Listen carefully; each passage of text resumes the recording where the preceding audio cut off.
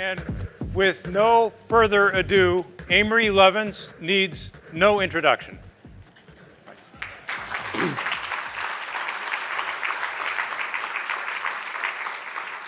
So thank you for the honor and pleasure of sketching for you how designing buildings as whole systems for multiple benefits, not as isolated parts for single benefits, can save most of their energy and often reduce their construction cost. Let's start with a simple design example. Most designers think of energy efficiency like picking cookies out of a jar. So if a cash-constrained developer asked her architect to suggest ways to make a new small office greener and more efficient, she'd probably be handed a list something like this and would conclude from the paybacks in the right-hand column that none or almost none of those could pay back fast enough. But what happens if instead we optimize the whole building together? If the developer chose everything on that list, then the better daylighting and reduced internal heat gains would create a new ability to shift some of the windows around and shrink the mechanical systems for smaller loads, so most of the extra costs of the efficiency would be offset by the capital costs they save. And the net capital cost, just over $4,000 extra, would pay back in a year more quickly than any of the measures individually. We've helped design over 1,000 buildings applying this simple principle, such as this bigger office, for example, in cold Grand Forks, North Dakota. Smaller HVAC equipment more than paid up front for all the efficiency that shrank it. So this far more efficient building cost less to construct, even though each measure by itself would not pay back so quickly. Indeed, integrative design in many contexts strives to get many benefits from each expenditure. More on that later. My wife Judy and I live 2,200 meters, 7,100 feet up in the Colorado Rockies near Aspen, where temperatures used to dip as low as minus 44 Celsius, minus 47 Fahrenheit. But our house does no combustion. That's so 20th century. Super insulation, ventilation, heat recovery, super windows that insulate like 16 to 22 sheets of glass, but look like 2 and cost less than 3. Made it 99% passive solar heated, 1% active solar, and eliminating the heating system more than paid up front for the efficiency that displaced the heating system. That is, it cost $1,100 less to build while saving 99% of the space heating energy. Saving about 99% of the water heating energy as well, and half the water and 90% of the household electricity, all paid back in 10 months with 1983 technology. Today's is better and cheaper. Now, the central atrium, seen here in a February snowstorm, has so far produced 73 passive solar banana crops. Without needing to look like this, this house has helped inspire over 160,000 European passive buildings that, like ours, have no heating system and roughly normal construction costs. Now, this turns out to work from Old Snowmass to Bangkok, a climate range that includes essentially everyone on Earth.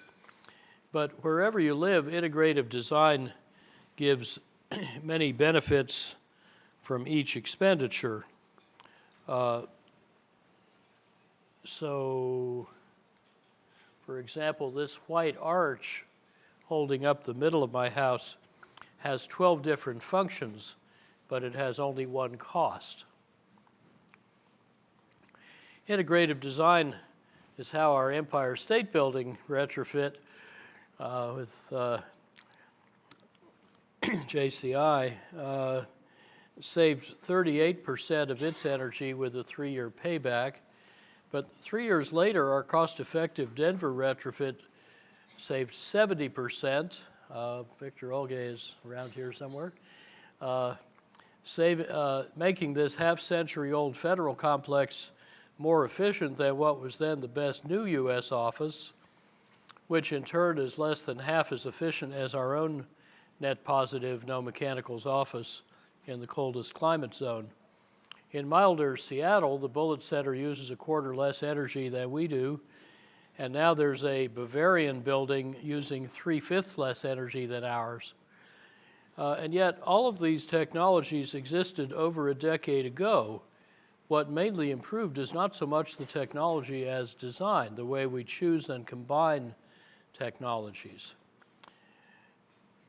This works just the same in muggy climates like India, where Rohan Parikh's team, with help from Peter Rumsey, built 1.5 million square meters of offices using 80% less energy than normal, with 10 or 20% lower construction cost, and yet superior comfort and satisfaction. The daylighting all through that big floor plate is delivered by contract. If workers complain of glare and want blinds, then the architect doesn't get paid.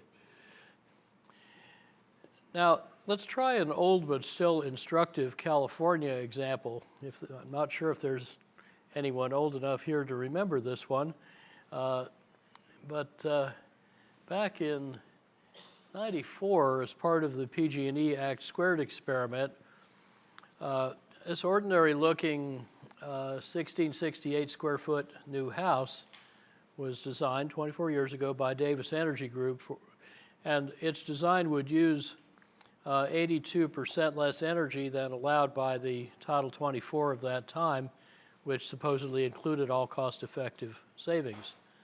Well, obviously it didn't. The site had a design temperature of 105 F, 40 C, and the actual peak temperature was about 113 F, 45 C, and yet the house achieved superior comfort with no air conditioner and lower mature market construction costs. Let's take a minute to see how they did that. Dick Bird's team first improved the floor plan and eliminated 22 feet of superfluous perimeter, optimized the fenestration, put thermal breaks in the sashes, and they designed an oriented strandboard wall that saved 3/4 of the wood, nearly doubled the insulating value to a true R27, improved strength and airtightness and durability and stability and speed of construction, and cost about $2,000 less to build. So all that stuff saved 17% of the site energy and $4,000 of construction cost. Then the designers systematically improved the lights, appliances, glazings, and hot water system. My favorite was the 80% saving at no extra cost for the bathroom exhaust fans, which started off with an efficiency between 1% and 3%. Water cooling the refrigerator made it more efficient, gave free water heating, and turned the device into a summer space cooler by sending building heat down the drain. So those 20 or so improvements raised the total savings to about 60% and eliminated the $2,000-odd furnace and its ductwork, replaced by a hydronic radiant slab coil fed by the 94% efficient gas water heater that they were paying for anyway. By then, the net extra cost had risen by nearly $1,900, and any more efficiency wouldn't save enough energy to pay for itself. But they still had left 1/3 of the original 3.5-ton cooling capacity, and the designers had therefore reserved a special basket called Potential Cooling Elimination Package, and they put into that any measure that didn't save enough energy to pay for itself, but that would reduce cooling load. So together, 7 such measures more than eliminated the remaining air conditioning and its ducts, wires, and controls, raising the total saving below Title 24 to 82% and saving another $1,500 of construction cost.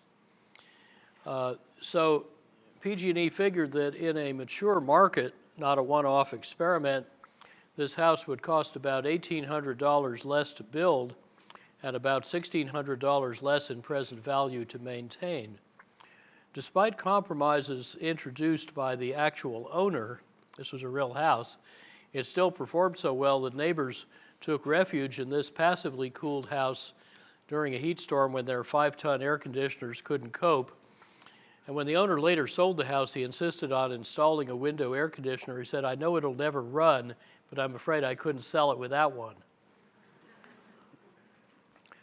Now, the state-of-the-art evolved in Germany by Dr. Ingenieur Wolfgang Weiss' Passive House Institute and the many organizations it spawned, including its American counterpart, the Affordable Comfort Institute, has greatly progressed. The best cost-effective retrofits, like the North German examples at the upper right, are now about 12 to 17 times more efficient than the post-war German norm at the upper left.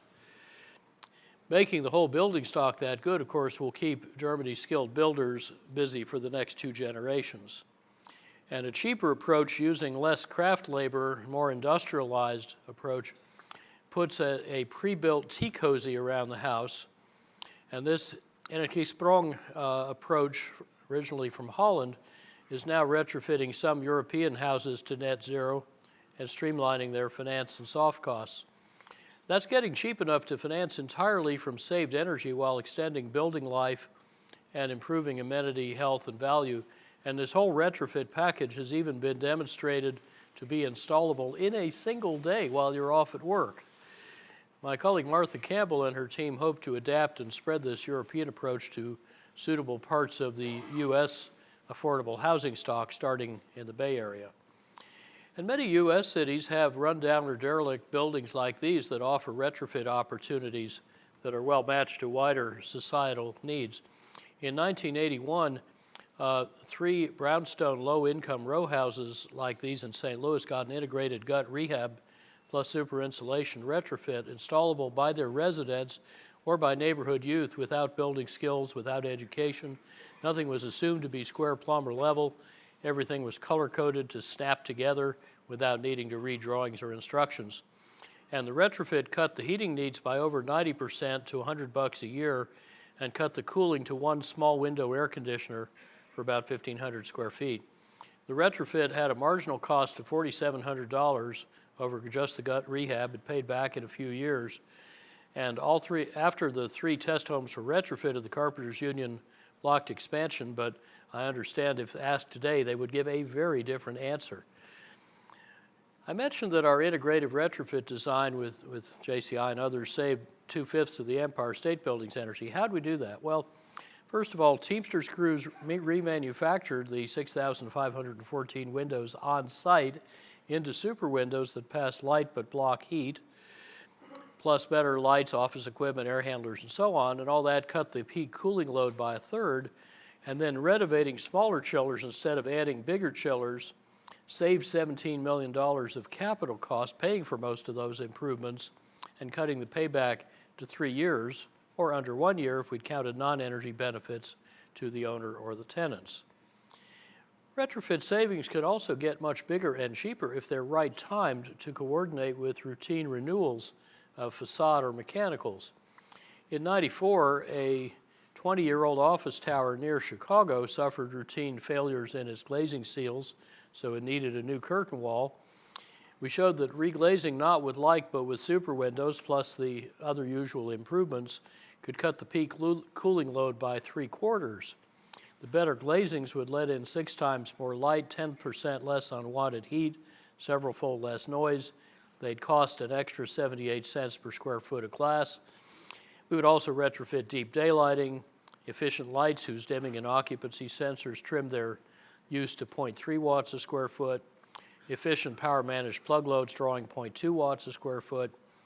But then the HVAC system, which also needed renovation for age and CFCs, could be replaced with a new one, 3.8 times more efficient, more on that later, but 4 times smaller, and that could save more capital than all those improvements cost, saving therefore 3/4 of the energy with a tiny net investment and a roughly minus 5 months payback compared to the routine renovation that saves nothing. Oh, by the way, they didn't do it. An interesting story in how each of the 24 parties in the commercial real estate value chain offers an efficiency business opportunity, but each can be a showstopper. so implementation takes relentless patience and meticulous attention to detail. Nonetheless, the cases and portfolio tools at retrofitdepot.org can help achieve this right timing for a portfolio. It's going to take several decades to retrofit the building stock anyway, so we may as well schedule it in coordination with these other major building events, and that can wonderfully deepen the savings and improve the economics. But success requires that we do the right things in the right order. For example, most lighting retrofitters start by installing higher efficacy light sources and better controls. But the Illuminating Engineering Society's Handbook of Fundamentals rightly tells us first to improve the visual quality of the task, then the geometry and cavity reflectance of the space, then the lighting quality, cutting, veiling reflections and discomfort glare, then optimize illuminance, then harvest and distribute natural light, and only then optimize the luminaires and the controls, maintenance, and training.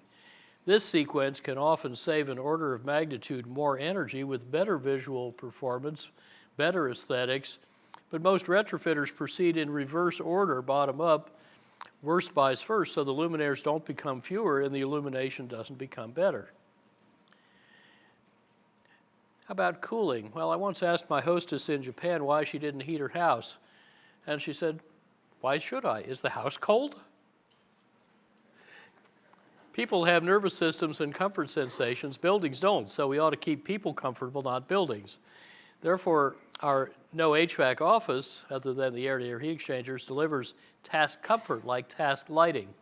It keeps you cool in 11 ways, warm in 10 ways, none of which blows hot or cold air at you.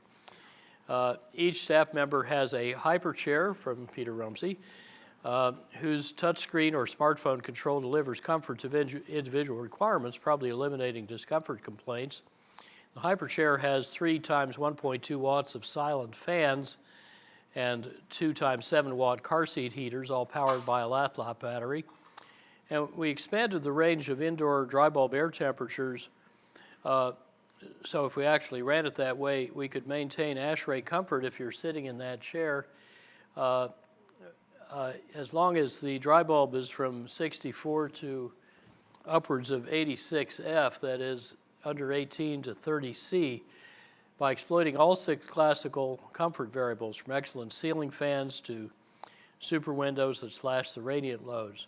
We rigorously reduced unwanted internal and external heat gains, recovered 93% of the ventilation, heat or cool. Buildings like an Aspen skier dressed in a down jacket and sunglasses, nearly twice as airtight as a passive house, super insulated, passively cooled by active exterior shading and natural ventilation, including automatic night flush to cool the phase change walls. We therefore didn't need such other passive options as groundwater coupling, ground coupling, geothermal heat pipes, seasonal storage ice pond. We also didn't need active non-refrigerative cooling, evaporative, desiccant, absorption, adsorption, other combinations that can yield upwards of 100 units of cooling per unit of electricity. We also didn't need refrigerative cooling, whose efficiency can triple. I'll tell you how later. We didn't need fancy storage and controls. In no climate on Earth do you actually need to go beyond step number 4. Even in humid climates, this comprehensive approach can save about 90 or 100% of cooling energy with better comfort, lower capital cost, higher uptime. On the rather hot Stanford campus, the Carnegie wet lab workshop and office uses only about 53% the usual amount of electricity, emits 28% the usual CO2, yet with normal construction cost, exceptional satisfaction, and except for about 200 hours a year, it's non-refrigeratively cooled, getting about 50 units of cooling per unit of electricity, and had Peter been allowed to design the pumping system as well, it would have been upwards of 100, that is 20 times more efficient than standard, more refrigerative methods. There's a Persian draft tower dropping 15 Celsius air into the space. You just spray a little water into the hot, dry outside air in a hollow tower. The air cools and falls, eliminating both the chiller and the fan. And then there's also a night spray on the roof, radiatively and evaporatively cooling the water to 10 C for storage in a tank that circulates to a radiant slab and a fan coil, with used air from the lab then feeding the fume hoods. And when you're moving air or water around your buildings, remember that fat, short, straight pipes and ducts, rather than the usual skinny, long, crooked ones, can save about 80 or 90% of friction. In fact, it just saved 97% in my house. And that also shrinks the pumps and fans and motors, so the capital cost goes down. This could save, if done everywhere, roughly half the world's coal-fired electricity with extremely juicy financial returns. And yet such rearrangement of designers' metal furniture remains largely unnoticed because it's not a technology, it's a design method. Most people don't yet think of design as a scaling vector, but it is. So what do all these examples teach? Start with the end use effect that you intend. Optimize buildings as whole systems, not as a bunch of components. So the key to cutting construction costs is often to use expensive windows. In particular, pay for the efficiency, largely or wholly or more, through the HVAC shrinkage that it causes. Cut the most capital cost by saving from downstream to upstream, that is, starting at the end use, and optimize the sequence and timing of design steps. And to make all of this happen, pay the design professionals for what they save, not for what they spend. Performance-based design fees. Charles Ely, and we did a paper on that a long time ago.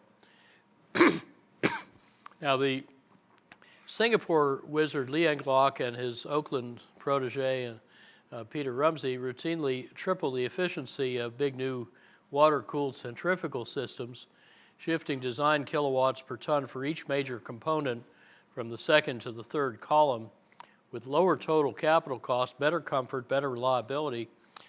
How do you do this? Well, you rigorously design out the duct and piping friction. So the supply fan has only a little over 1 to 3 inches water gauge of total static head, less, even an inch or less, with underfloor displacement ventilation. The chilled and condenser water loops similarly have heads of only 20-odd feet.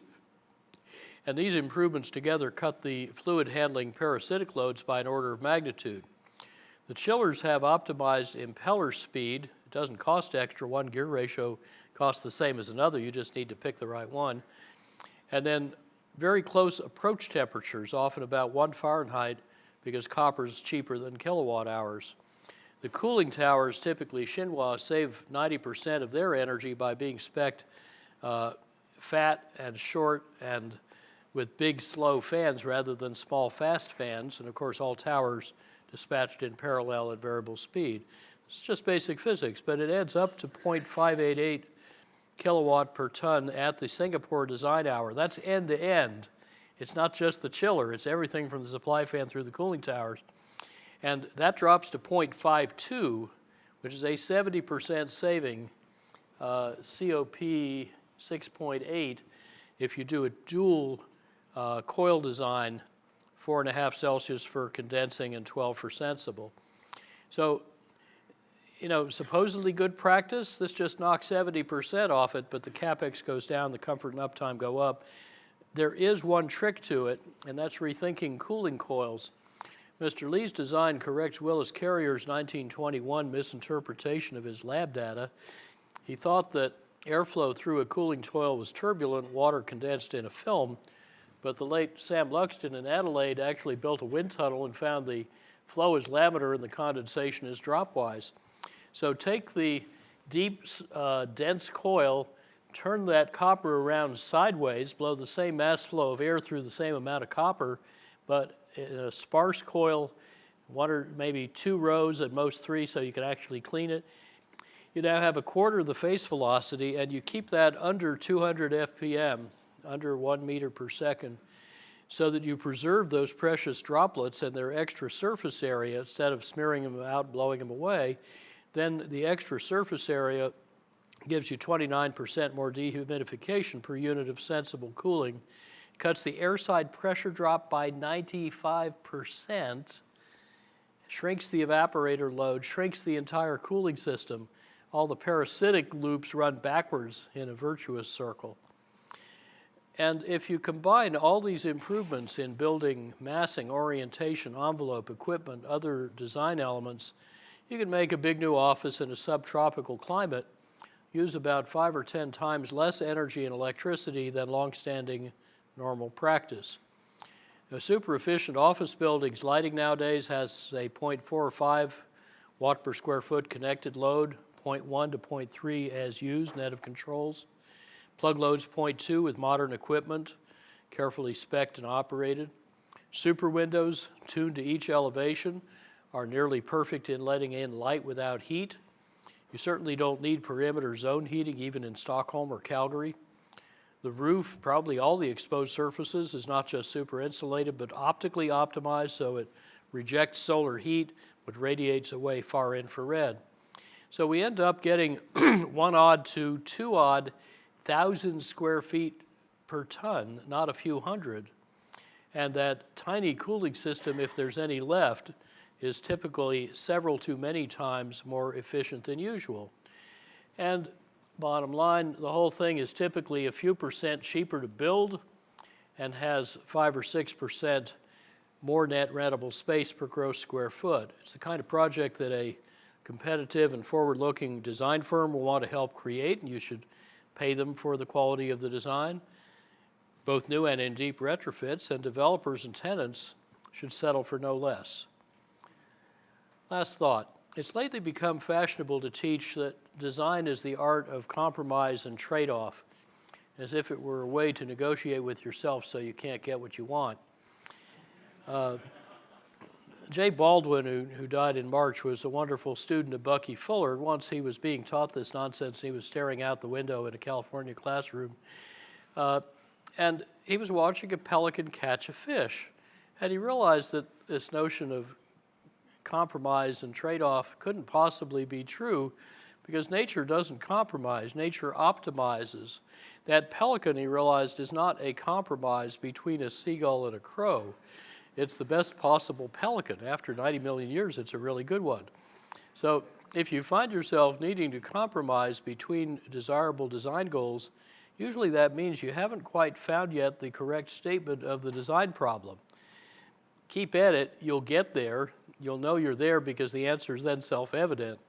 And you'll find such integrative design is more lucrative, more professionally fulfilling, and a whole lot more fun to do. Thank you for your good work and your kind attention.